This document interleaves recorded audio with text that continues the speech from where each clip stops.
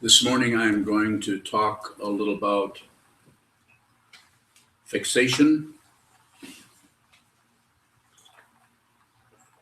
which is a word that characterizes the way we tend to handle our life in so many ways, clamp down on things. The image that when I told Unyo what I wanted to talk about, we started talking about the way a pit bull, when it grabs onto something, it just fixes on it. And then the thrashing around is what does the damage. So it's a really kind of a grisly example. I used to own a pit bull many eons ago, 45 years ago. So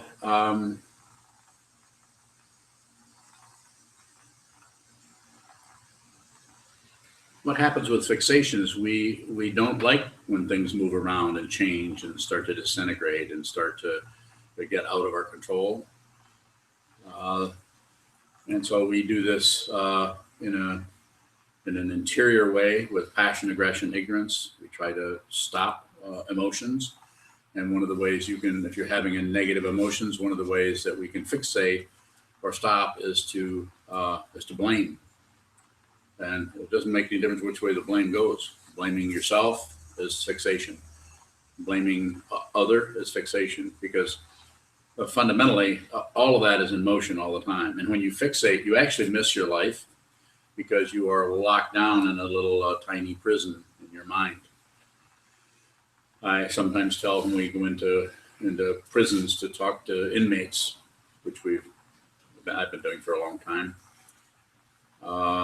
I sometimes tell them that the people that I meet who come to a meditation class in prison are actually less confined than some of the people I meet outside, because the people outside of the prison often are so fixated and so locked up in their own ideas, opinions, concepts, projections, that they're actually missing what their life could be without all of that protection.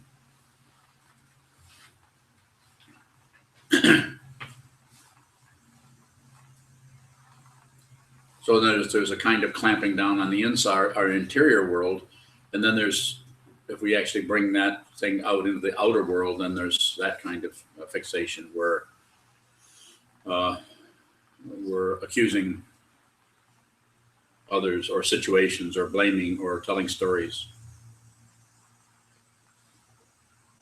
And we can talk more about fixation, how that works, when you begin to ask questions, which I hope you do. But the important thing I think about fixation is to be able to actually see that when you start to fixate, everything else that your perception of everything else starts to diminish, because you're so locked down on that emotion.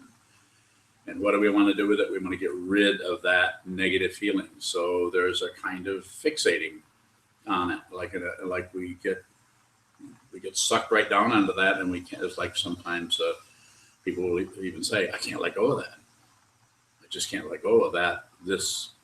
Whether it's passion, grasping, aggression, jealousy, anger, resentment. And the thing that makes it so hard is it's not there isn't some relative truth in that. Of course, somebody probably did do something. You probably did some of it too.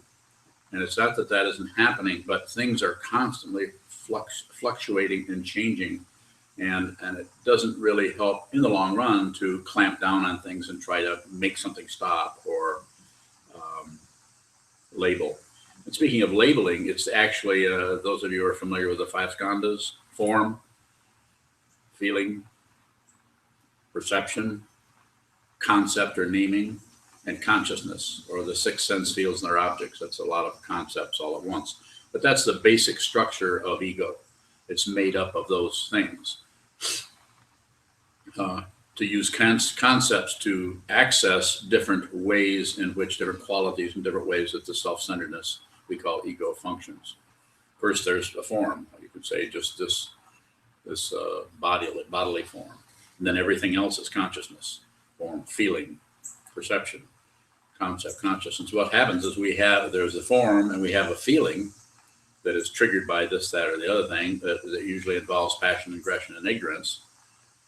fluffing it up, tamping it down, or shutting down altogether, distracting ourselves, which is ignorance. And so we have a feeling that we like, we don't like, or we're indifferent to. And then the next one is perception. Trungpa Rinpoche, my teacher, referred to that as perception, or translated that as perception impulse, because there's some kind of impulsiveness about that. So form, feeling, perception impulse, and then concept, which is the fourth skanda. Skanda means heap or aggregate. And the fourth skanda is the one where we actually lock down, because as soon as we have an intense feeling that we're uncomfortable with, or even comfortable with, some kind of polarity happening there, what do we do with it? We name it. We give it a name, and then we have a story around it. Why it's that way, who did what to who, why they did that. I don't deserve this. They should be, they shouldn't be. We crank up all kinds of little mini scenarios around it. And what does meditation do? You could say that, just an image way of saying it, it injects so much atmosphere into that, so much oxygen into that, so much space into that we begin to see, much to our maybe dismay, of how completely full of it we are. Wrong. I mean, actually incorrect in our perception. Correct in a relative way, but in an ultimate way, you can't take that position on it, because there's just too much space. So sitting meditation is a way, not the only way, I don't know, I've not done all over the universe yet, but it is a way of watching the way things move, and watching the way in which we confuse ourselves, in which we deliberately, because of wanting to be safe, wanting to not have things get too shaky, protecting what? That which is not real, ego. You are not a separate being. Separated, yes, but your fundamental nature, if you realize it, all the warfare will stop. Not a guarantee. You can't sue me. But what I'm saying is, your particular, bring all of, when you come in here to sit, or sit at home, hopefully that you do, sit down and practice sitting meditation. You don't have to be a Buddhist, don't have to join the Buddha club or something. On the other hand, if you need to do that, no one's going to be able to stop you. You're going to see that you need to do this. Some people need to go so far as to become ordained, and because they need more glue, or they see the need for that. Some people may need the glue, but their discursiveness and their opinions, their ideas, their concepts about right and wrong, and who's right and what they should do, what they shouldn't do, and their enculturation around the whole idea of religion itself. Sometimes the idea of religion is so negative in someone's mind, they can't even walk in this door. That's true in most cases, actually. I mean, we have all kinds of neighbors around here that just project onto what this is. They see a gate they call a pagoda instead of a Tory gate. They don't bother to even look it up, because why? The preconception of it is the fixation about what is there is so intense that they will live their whole life right next to a building that is completely dedicated to the truth, not believing in a religion. As a Buddhist, Buddhists generally don't believe too much. Maybe some. Some people call themselves Buddhists and operate out of belief. But the fundamental nature here that is being emphasized, the fundamental thing that is being emphasized, is train your mind. Don't live another day without working with your mind to see what is true, what is really true, outside opinions, outside of ideas. If you start to go that direction, it starts to look like a wilderness, and the wilderness, it appears that way because you've not looked at it yet. High contrast into what we know. This is our table, this is our rug, these are my feelings, I feel this, I like that. We actually have conversations with people who are our friends. Who are those people who are our friends? People that generally agree with us, that share our opinions, our ideas. Not always.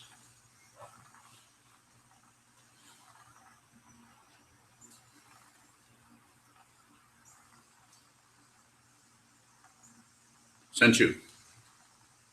It seems like furthering the separation between myself and the object of fixation can feel like a lack of fixation, like I'm not fixating.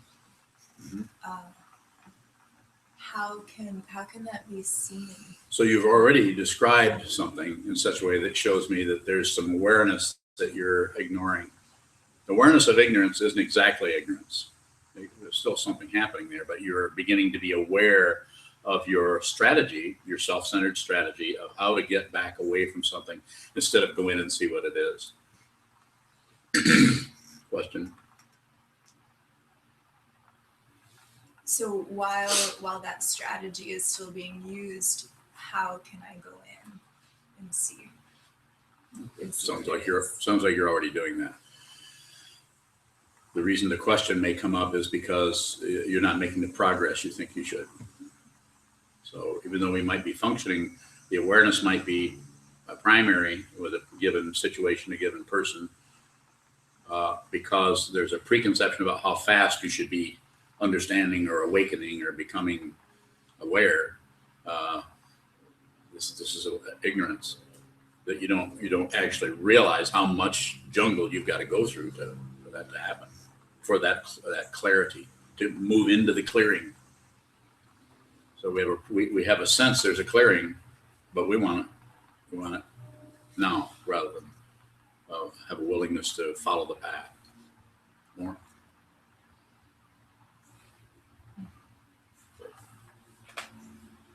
Yes, Davison. How does a person differentiate between giving up on fixation, or trying to, and avoiding or not caring about issues? So the concern about not caring is usually comes out of self-centeredness, of wanting to be a person who cares. And this is still, it's just a more subtle form of clinging or fixating on a self and fixating on others as uncaring people. Or she really cares. You can tell she might be doing this and this, but you can tell that she's really sincere. She cares. A person can be extremely sincere in their ignorance. And so we just give them all kinds of accolades or credit. But yet the fundamentals, deception, self-deception is there. Powerful awareness practice will begin to erode the structures of ignorance that are built on concepts usually and opinions and ideas. We often, when we have a conversation, we just take for granted that you can have a conversation with somebody and say, well, what's your opinion on that? The person will be happy to share it with you. Most people will. I don't actually have an opinion, which of course is an opinion. The idea is to look at opinions rather than, we're not going to get rid of them. They're going to be there, but to be very aware that one of your positionality, the positionality on any particular thing, is probably a little shaky if you looked at it close. But you don't have 3 or 4 years to look at that particular one. More? Did it make sense what I was saying? Is the sense of responsibility to others also connected to the ego in that way? Yeah. Yeah, we invent responsibility to others. You actually owe no one anything. Just the whole idea there is, it's a myth that is encouraged by our culture. As soon as you're born, of course, your mom and your dad need to feed you, take care of you, protect you from broken glass, so that you can actually, but you've noticed if you have brothers and sisters especially, or just looking at your mom and dad, sometimes we often say, this is not my family. These people, I don't even know these people. We feel kind of like aliens with the people that were born because they're so different or so, So any kind of obligation that you have there, the way I'd say it this way, rather than lay another trip on you, I would say bring a lot of awareness into that and look down into the deep area, the spaces between your ideas about what you're doing and the justification. Look at the justification very deeply. And one of the things that will help you do that is this awareness tool that we have is, outside of any religion, outside of any spiritual path for that matter, sit down, hold still, watch what moves.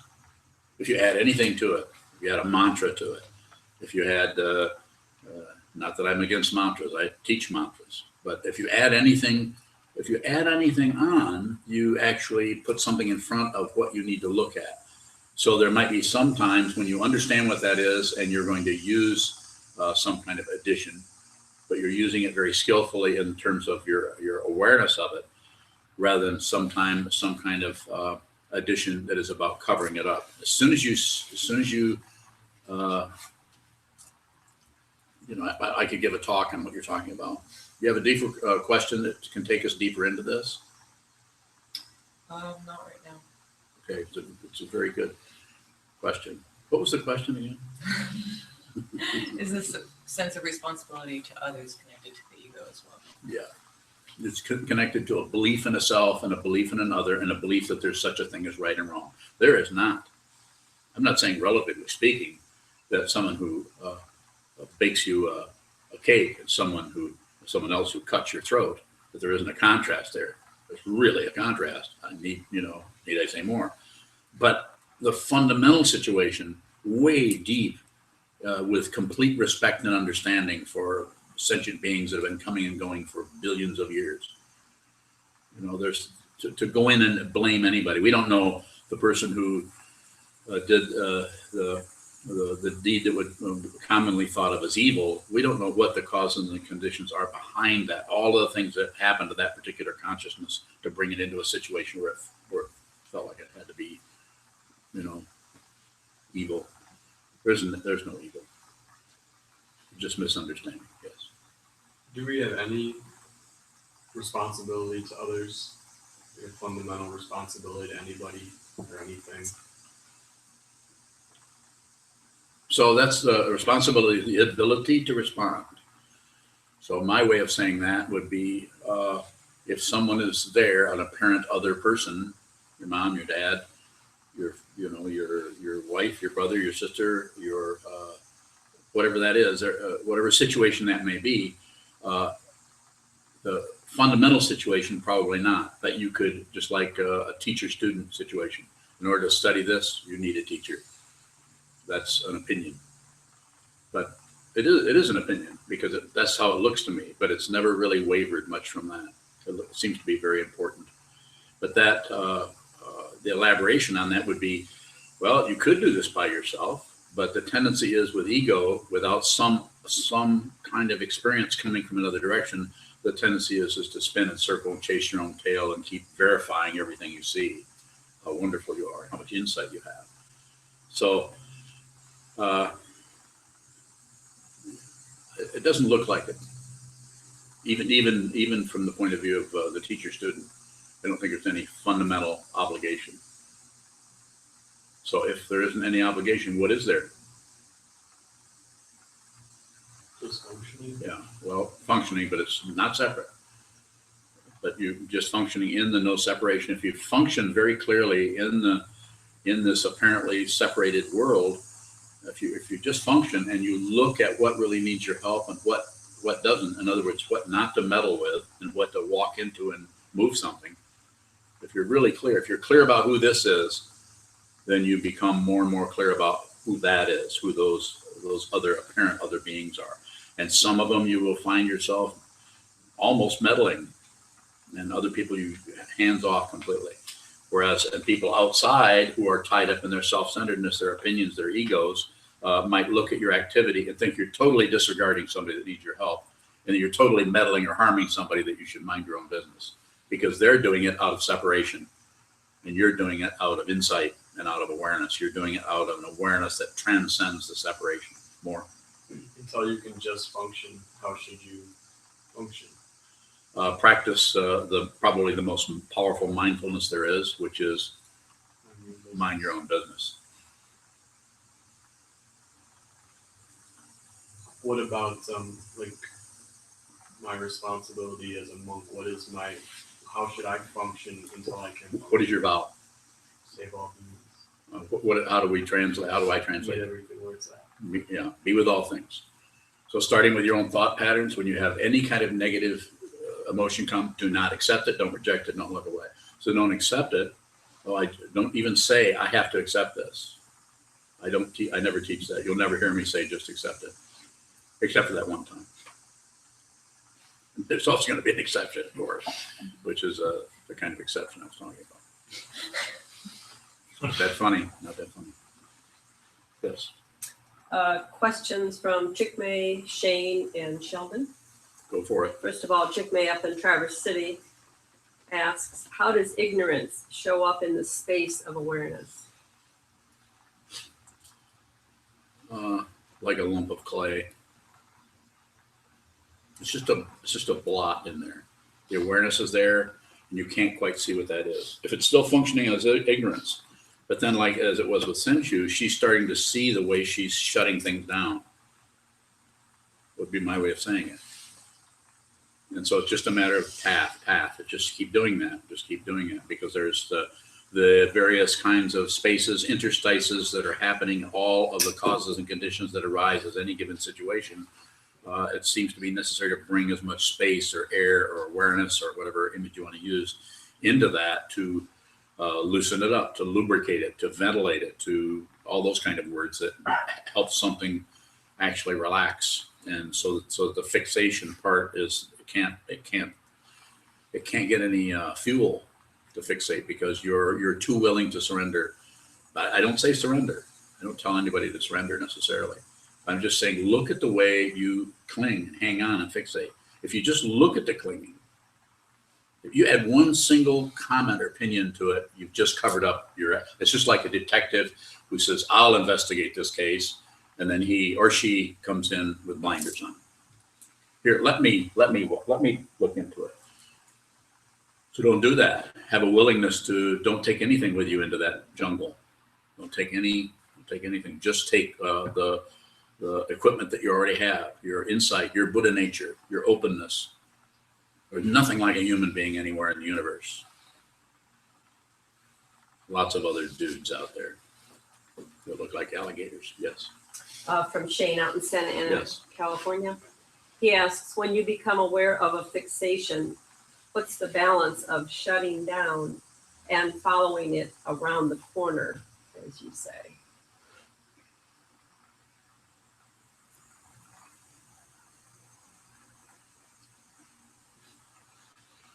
So it's kind of a setup question. I can always tell when I get confused by a question.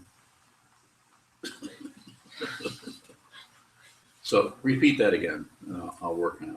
When you become aware of a fixation, Okay. what's the balance of shutting down and following it around the corner, as you say? Same thing. It would be the same thing, because just the way you're describing it. So Shane, what you're doing is you're breaking it up into two different things, and it's the same thing. You may follow it. You may not, but it's always about awareness. It's never about what you accomplish. It is not about what arises in the field of awareness. Anything can arise in the field of awareness. It's about being aware, because we don't know. I can't sit here as even though I have a lot of experience doing this, I would not presume to tell you what you should do with your life. I would suggest you do a lot of awareness practice, but I'm not going to tell you to become a Buddhist or to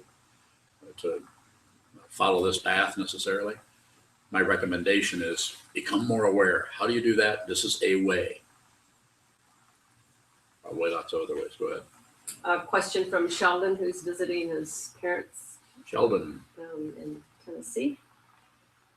Question, what stops a person who sees there is truth to what you are telling us from actually looking for themselves by avoiding the apparently difficult, unentertaining practice of meditation? Sheldon, if you were here, I would kick you. Or not. I'd probably just get my stick. Let's see. Read that again. What are these guys doing? What stops a person who sees Okay. Stops as a person. What stops that person? Okay, I'm right that person right now. What stops me? who sees there is truth to what you are telling us Capital T. from actually looking for themselves Yes. by avoiding the apparently difficult, unentertaining practice of meditation? Commitment.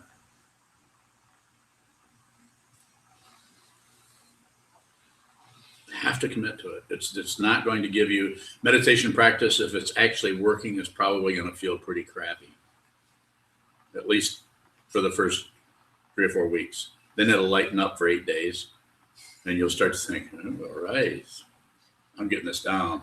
How's your meditation going? Oh, it's just great. Just had a wonderful meditation today. And I don't say anything, but I think that's too bad.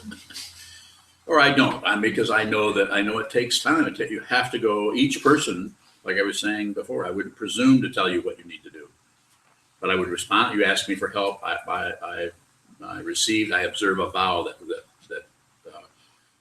where I don't have a choice.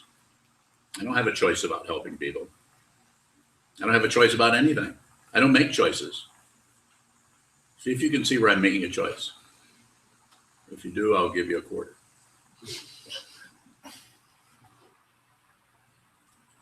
So what, to more directly on Sheldon's question, is there needs to be a commitment to practicing.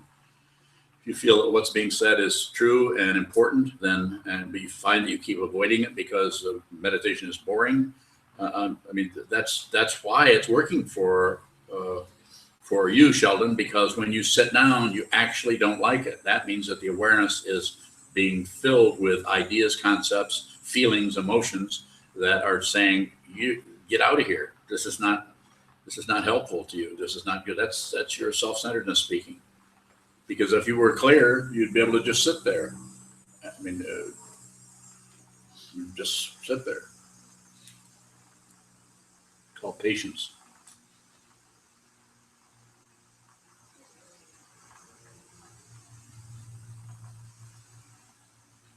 A question from Sokuzan up in Traverse City. Goes on.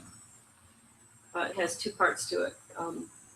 First, can observing fixation ever strengthen it? And then secondly, if fixation on a particular story keeps coming up. Let me do the first one. Okay.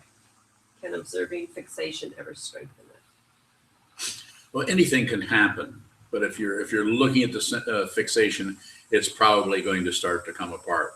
If the fixation is getting stronger, then you're not really observing it. Next question. If fixation on a particular story keeps coming up, Mm-hmm. should we ever practice fixating on something else? No. Just observe the fixation. Trying to get rid of difficulty or suffering by ignoring it or throwing it out the window, it's just going to come. It's circular. It's just going to come back at another time when when the moon is in Aquarius or whatever, some other kind of timing situation that we can't even see. We've all noticed how certain thing comes around again with no apparent trigger or reason. It's here. You can't see all the cycles. Everything is happening in a cycle. It's just that we don't have access to all of that information. So trying to say, well, this is really difficult, so I'm going to move.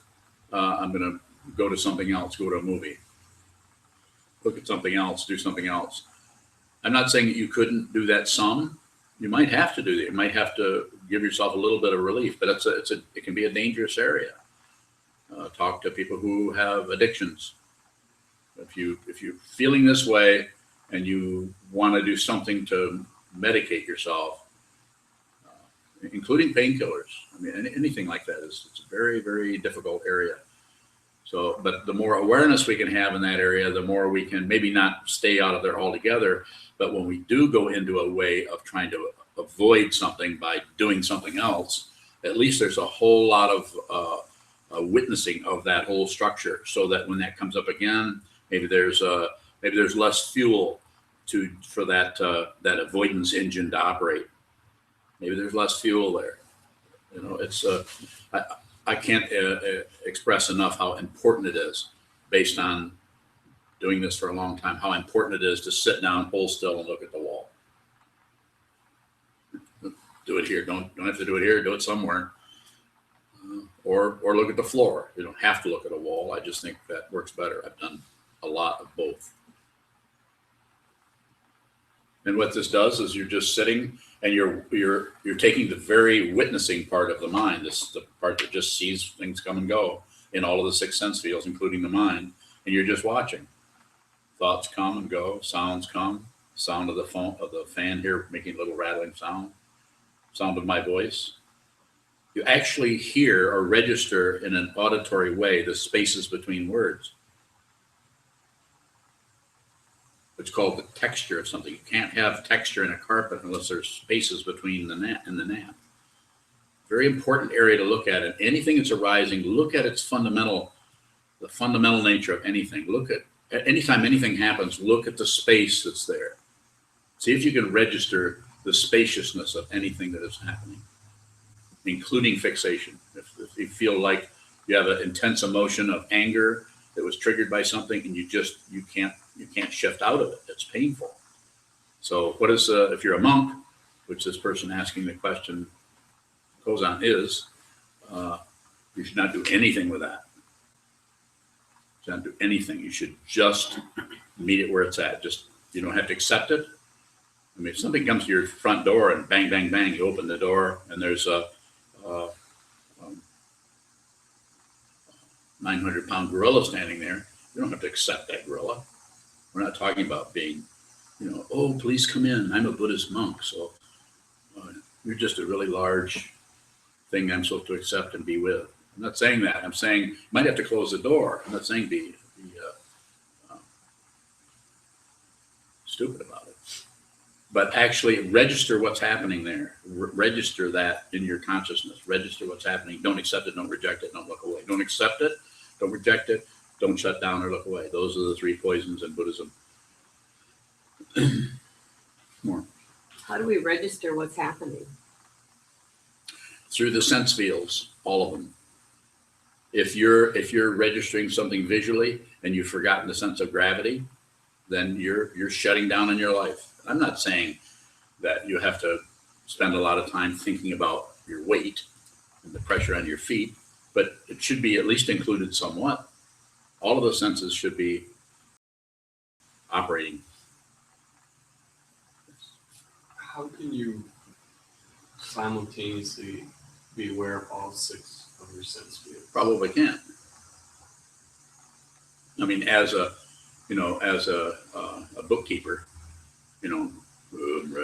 where that whoop, that one went. Oh, I had the sense of smell, but then that left, and now I'm back. I'm not talking about some kind of merchandising mentality of getting ahead or getting behind, but just a general open. If there's an open dimension, then if anything happens in any one of those fields, you feel it. It's awareness doesn't belong to anybody or any sense. And Norman O. Brown back in the 40s and the 50s wrote a book called Love's Body, where he talked about he coined the term polymorphous perversity. It's kind of from the point of view of ego, it's kind of perverse. It's all over the place. Everything is mixing with everything else. So it looks kind of like it shouldn't be that way. But that's ego talking again. It's that self-centered, wanting to be in control, wanting to make sure nothing happens that's outside of our purview, outside of our ideas, our opinions, and so on. So just being present and open the door and see and experience the fear of that, that may come up. But if you do nothing with it, it won't last. I mean, it may kill you also. We're not trying to say that some kind of transcendental idea about everything is going to protect you from a mountain gorilla. Probably wouldn't hurt you anyway. But that's a good question. You can't actually be in all of those, but you can be available. So if something, because you don't really know about the sense of smell unless something arises there. Now, if I say to everyone here, go to the sense of smell, something probably will register. Maybe just the level of humidity in the room. Maybe the person next to you, their body odor. It's meant to be funny. Probably not. But something will probably register. It goes sort of the sense of sight immediately. The second you get to it, probably colors and shapes registers first before you name camera, computer, flowers, table, rug, people.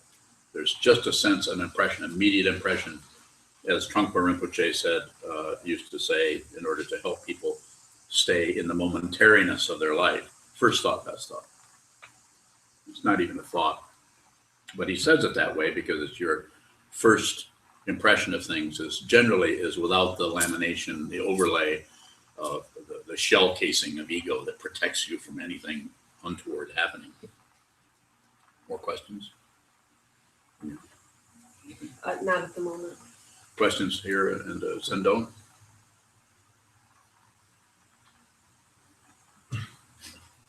In your meditation instruction this morning, Yes. you said treat your thoughts as if they're none of your business. Yes. Because they are none of your business. Mhm. How is it that thoughts are none of our business? There really isn't anyone. There's no separate identity. If you discover that, your problems are over and your problems just begin.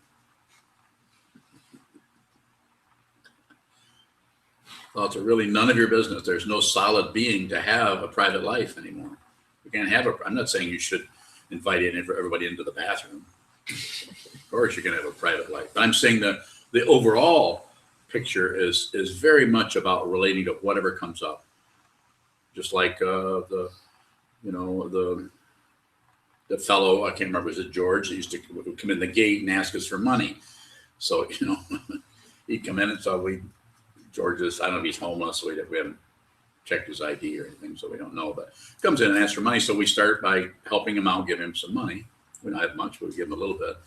And then we want to put the pond in over here. So how do we work with that? First, we paid him first, which was, you'd think by the time you get to be this age, you know not to pay somebody for a job before they do it. But anyway, just a long story, short story. We had him come over and dig, and we had two people digging there. One person really didn't do any digging at all. And the other person, George, he actually did dig out quite a bit and did quite with the roots of the tree there and cut it loose. And the thing is it needs to go about another 3 inches down. So if anybody wants to make $10. But then he lost his money. But then we paid him. Actually, Kevin paid him. Was it $20? Yeah, paid him $20, and he came back in about an hour. And didn't he tell you? Essentially, he said, I lost my money. It was a lot longer story than that. Yeah, I'm sure that's worked on some people, but we meet things where they're at, and we also meet bullshit where it's at. He tried that story on 3 different people and told me a completely different story. Completely different one. But ultimately, that he lost his $20. He lost and can I have another $20? Yeah, could I have another 20? Yeah. It's almost worth it just to see if you could do it again. Make him another 20. So, yes, there was another, about me? You have a question? Can I discern there's something as a fixation or a result of my practice?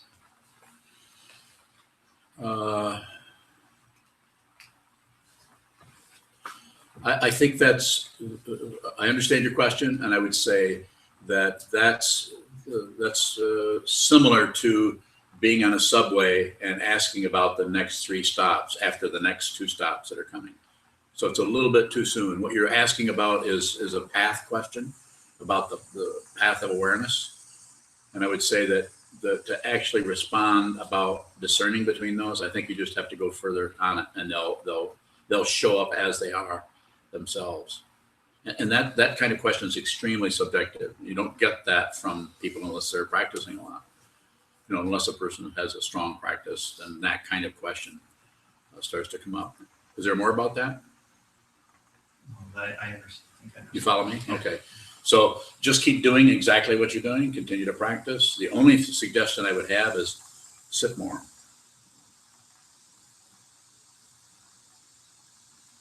Any, especially questions from people who haven't asked any questions here?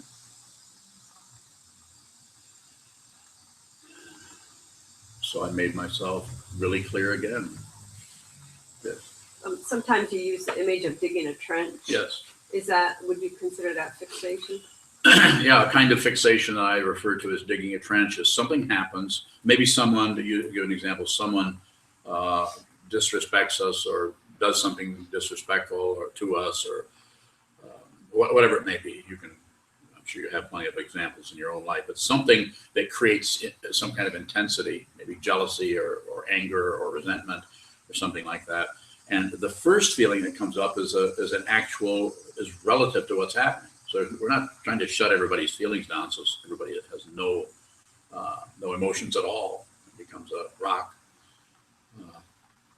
But the first one is actually workable, is just an expression of relative truth. That's what happens. You're a human being. If someone does something, you don't feel so good about that. What happens though, what ego will do or self-centeredness will start to dig a trench. It'll start to say, and they did this. And why did they do this? Why did they do this? I don't deserve this. This is digging a trench. Constant repetition of, and changing it this way, and changing it that way, or having a conversation with someone, tell someone about it, especially friends. You don't want to tell people you don't get along with through this, because they'll, tell you things you don't want to hear. Whereas a friend will say, "Oh man, they did that. That sucks. That's terrible. I hope you gave them a piece of your mind, or I hope you hit them or something." So we tend to do that usually, sometimes right out, using another person, a friend or something, to help build up our case. But quite often it's just some kind of internal monologue that's going about the situation that keeps reinforcing it and reinforcing it. So this is another way of fixating on something, because you can't, if you try to hang on to something, it starts to disintegrate because nothing lasts. Yes. Should we deliberately bring an object of fixation to the cushion and? You could, if it's an ongoing story about something you have about somebody that it keeps coming up and you don't like, you can't get the irritation, the resentment just keeps like a knot in your stomach that keeps coming up, or gets triggered very often. So quite often we've got a knot here that we don't really look at, and as long as nobody triggers it, we're fine. We're fine. But if some situation comes up or some person comes up and goes, they don't have to do much. Depends on the frequency that you are with that person. If you're on the same wavelength, it depends on the dependent qualities. There are so extensive that you can't find them. The only thing you know is that some people are irritating, some people aren't. And the person who's triggering that causes this to come up. And then the tendency is, unless you're pretty clear about it, you'll probably blame them. But if there's a lot of clarity, then you might notice, especially if you're a meditator, you might notice this person really triggers this really negative stuff in me, and I can't track it. I don't know how to get rid of it. I don't know what to do, and that kind of thing. So in that case, back to Unyo's question about bringing something to the cushion, you might want to do that in that case. If you're already, I would say, if you're sitting an hour a day, if you want to do this, you probably just sit at least that much, if not more. Then you could take maybe 5 or 10 minutes out of that time, probably somewhere in the middle, and take an index card and write down in a sentence or two what that is, so that you have conceptually, so you actually use the concept, the very fourth skandha part of the fixation process, to actually enter that. So you actually take one of the things that holds that together and you go into it through that gate. You actually sit and you look at it. I hate Melanie because every time I see her, I just actually personalize it and then put that down in front of you, and then spend some time where you're sitting, and then at some point change over from just observing what arises to actually deliberately imbibing that. Bring that into your consciousness deliberately and see if it triggers. So watch if it triggers. If you're holding very still and you're not doing much, then that probably will show you how you're triggered by that. So it could be a way of practicing it. The important thing to remember about that, I think, is to not get expectations that if you just do that, it's going to go away. It could get stronger. Yes. So when you do find that trigger with that person, what do you do with that? Is that just left in the ether, or? So I wouldn't say it's part of the awareness. I think it's just part of you just continue to function. You continue to have sixth sense fields. You're still, this is something that is generated out of this is all invented. This is what's happening right now, is just this. If you live here in this in this situation. There is no past or future. I'm not saying you ignore that concept that people always use in our culture, but you're just here. There is nothing has happened back there, and nothing's going to happen up there. Everything happens right now. More? Yes. So when it is triggered, you know, out of sitting, Yes. do you just sit there in that awareness and then allow it to be, or how do you react once that's Yeah. actually triggered? So insofar as you can, you don't react. So, I mean, if this happens, then react. But insofar as you do that, just continue to look at it. And what can happen, no guarantee of anything, eventually you will not be separate from that anymore. And then that's when if it's needed, it'll stick around. If it's not needed, it'll dissolve. But it won't be done out of some kind of warfare. Warfare does not work. I mean, it doesn't work to resolve anything. The only thing that works, fundamentally works, is to see that everything is completely liberated already. This is a great perfection that's talked about by the 14th century monk Longchenpa. Everything's already perfect. If you see it, there's nothing to do unless you meet people that are having problems, and then you help them. Davison. Is it fair to say this process we're talking about, it sounds like we're describing acceptance? I'm aware of this thing that's happening. I think acceptance is going too far, because it provides it creates very subtle. It's extremely subtle. It's like gossamer. It creates an acceptor. It creates someone who's accepting. So it strengthens a form of ego that's very subtle, the very kind, an identity that I'm just a very kind. I'm not the kind of person that I'm the kind of person. You know, anytime anybody says that, they're immediately describing their ego structure. Not bad. I'm not saying that's evil, but it's a very subtle area that bringing awareness into that. If ego gets word from some kind of messenger that you're about to go down into that exploration of that imposter, we call ego imposter, someone who pretends they are someone, then they will panic and they will send out all kinds of barriers to that. Don't do there, don't go there. This is the wrong teacher, this is wrong teaching. Meditation doesn't work for you. You shouldn't do it. Look, you're feeling worse doing meditating. You know, this is the one situation where if it quacks, it isn't a duck.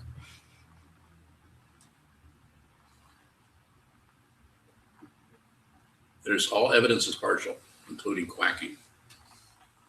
You can't find evidence for this. The only thing you can do is find your own Buddha nature, your own awakened nature. And how do you do that? Sit down and see how crazy you are. Sit down, hold still, and watch some crazy mind crank up story after story after story about this and that and right and wrong. Who's right? Who's wrong? Who's this? Who's that? Who's everything? Full of it. No further questions out here at all?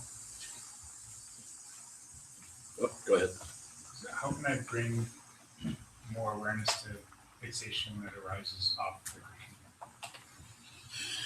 So Shoka's asking how you can bring more awareness to fixation when it arises off the cushion. And so one of the things you can do is make sure you're doing it a lot on the cushion. In other words, sit on the cushion, and you being here, you're sitting probably 3 or 4 hours a day. 2 to 4. 2 to 4 a day. Okay. That's more than most people are meditating.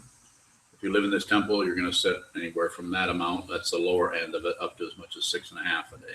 That's a lot of sitting practice.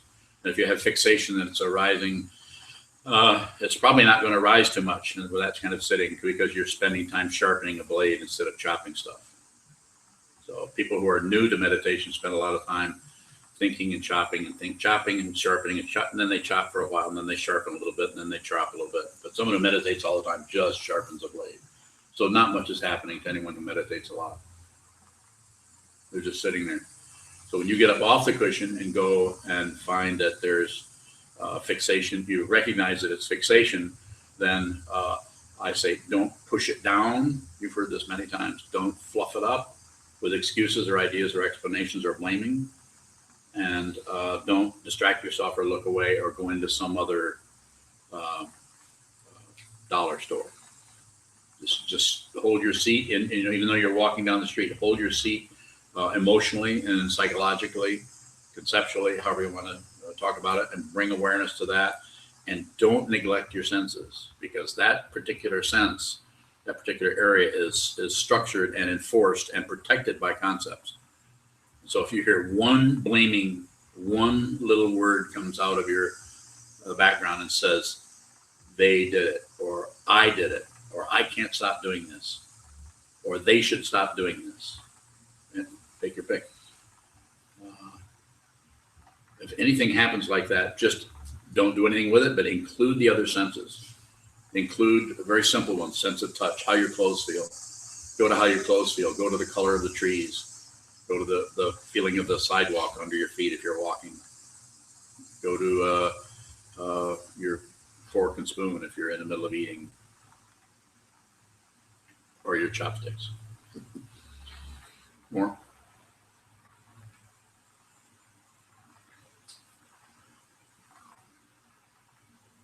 If there's an addition to the original Yes. emotion, bringing yourself back to that emotion, is that a concept that's continuing to leave or go away from? Say a little bit more. I'm following you a little bit, but say a little bit more, a little bit louder too. Like if I'm experiencing jealousy or aggression, Yes.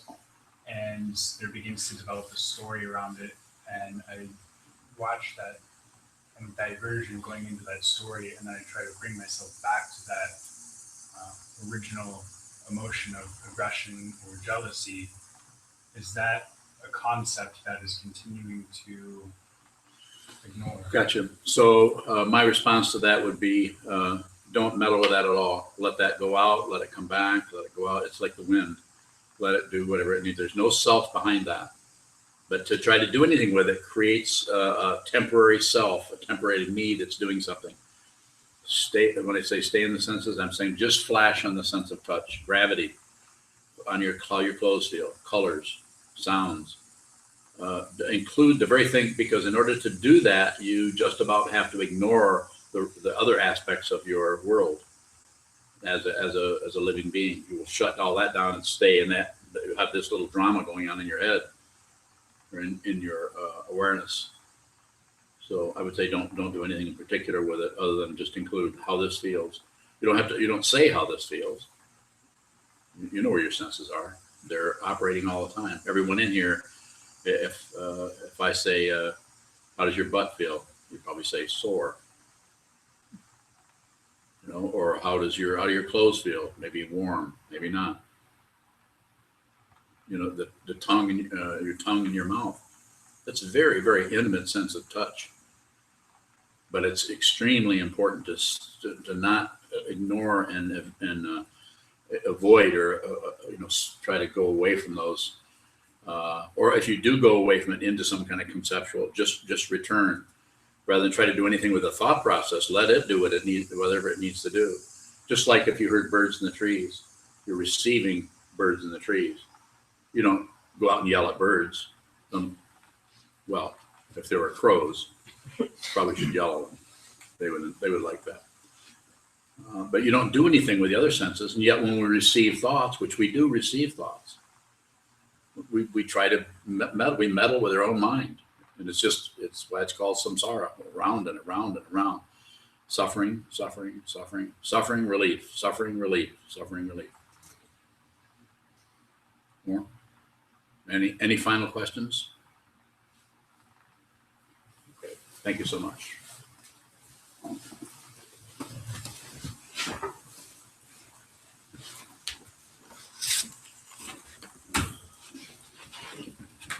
In the back of your yellow chant books is our dedication of merit. Please join us. Also, our donation boxes in the hallway, as well as online.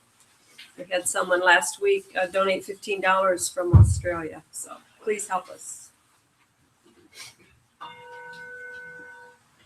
May the merit of this penetrate into all places, so that we and every sentient being together can realize the Buddha's way. Ji-ho san ji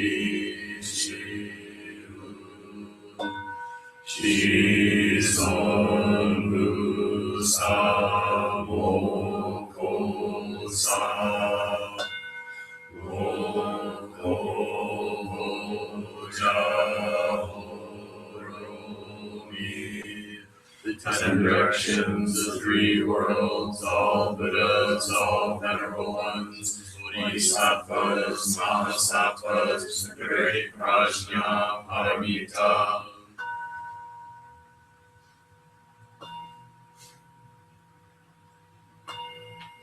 O Buddhas and Bodhisattvas of the 10 directions of the 3 times, please hear us. Please come down out of the light and protect Sokukoji Buddhist Temple and Monastery, our Sangha, families, friends, and visitors. Heal everyone who is unhappy, sick, or suffering, and fill them with light.